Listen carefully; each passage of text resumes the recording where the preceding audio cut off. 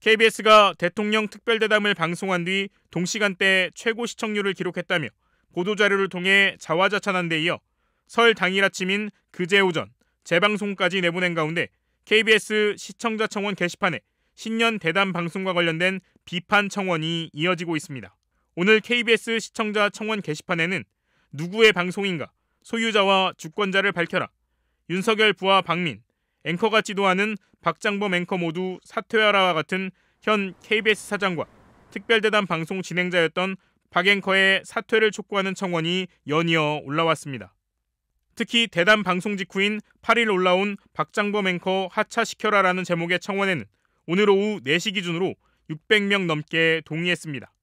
이 청원은 명품백을 작은 파우치로 표현하는 등 공영방송의 앵커 직분을 망각하고 앵커인지 비서인지 알 수 없는 대담을 한 진행자는 공영방송의 앵커 자격이 없다며 하차를 촉구한다고 적었습니다. 이어 시청료로 월급 받는 건지 대통령에게 월급 받는 건지 알 수 없는 태도는 문제가 심각하다고 덧붙였습니다. 통상 청원 동의가 1000명 이상일 경우 KBS는 해당 청원에 대한 답을 내놨습니다. 야당에서도 신년 대담과 재방송을 두고 비판이 이어졌습니다. 설날 당일 아침 KBS는 대통령 홍보 방송을 재방송했습니다. 사과도 진실함도 없는 홍보쇼를 국민은 또다시 강요당한 것입니다. 이 방송에는 국민의 목소리와 질문이 지워져 있습니다.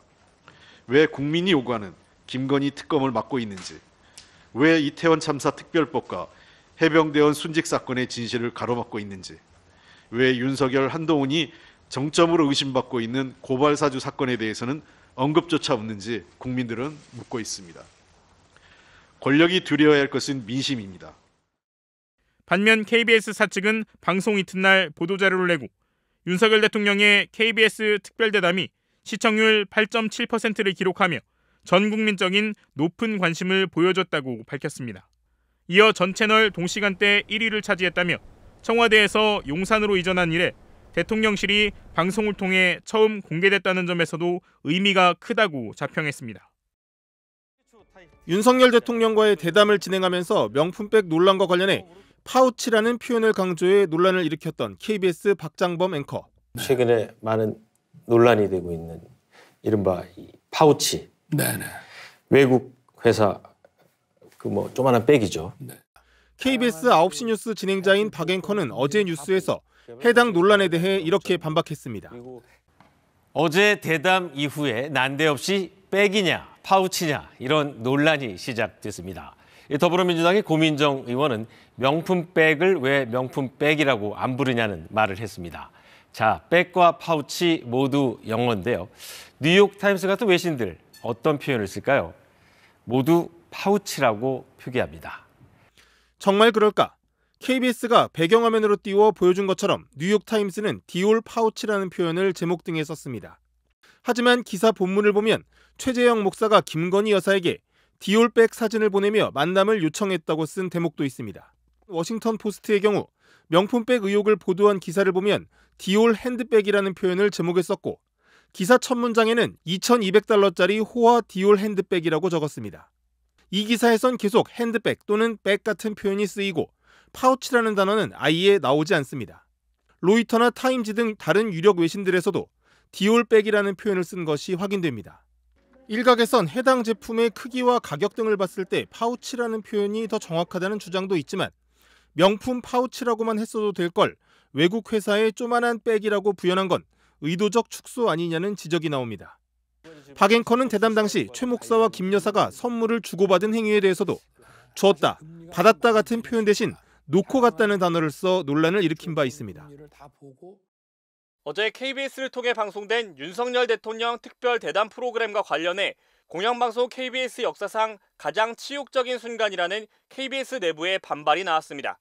전국 언론노조 KBS 본부는 오늘 성명서에서 윤 대통령이 박장범 앵커를 환대하며 시작된 100분 대담은 그야말로 윤 대통령이 대통령을 위한 한편의 쇼였다며 이같이 주장했습니다. KBS 본부는 윤 대통령은 시작부터 9시 뉴스 시청률이 높다며 축하했는데 놀리는 거냐며 KBS 9시 뉴스 시청률은 낙하산 박민 사장 취임 후 처참하게 급락하고 있다고 밝혔습니다. 그러면서 이어진 대담은 공영방송 KBS가 국영방송, 땡윤방송으로 전락하는 치욕적인 순간이었다며 대통령의 일방적 변명만을 담았고 국민들이 듣고 싶어하는 내용은 질문조차 못했다고 비판했습니다.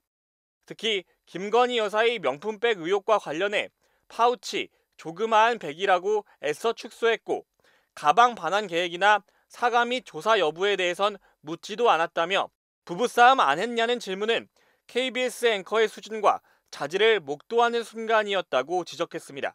또 대통령의 홍보와 변명으로 점철된 대담을 보며 국민들이 KBS를 뭐라 생각했겠냐며 이것이 당신들이 말하던 독립과 공정성이냐, 낙하산 방민과 그 수하들은 공영방송을 더럽히지 말고 사퇴하라고 촉구했습니다.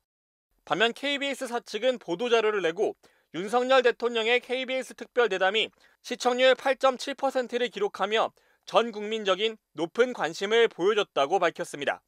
이어 전 채널 동시간대 1위를 차지했다며 청와대에서 용산으로 이전한 이래 대통령실이 방송을 통해 처음 공개됐다는 점에서도 의미가 크다고 자평했습니다.